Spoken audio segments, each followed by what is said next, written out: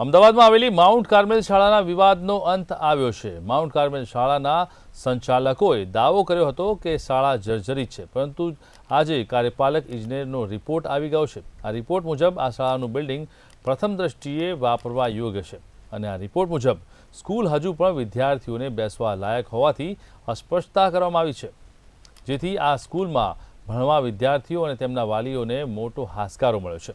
આ સ્કૂલમાં ભણતા 1700 જેટલા બાળકોનું ભવિષ્ય હવે સુરક્ષિત રહેશે।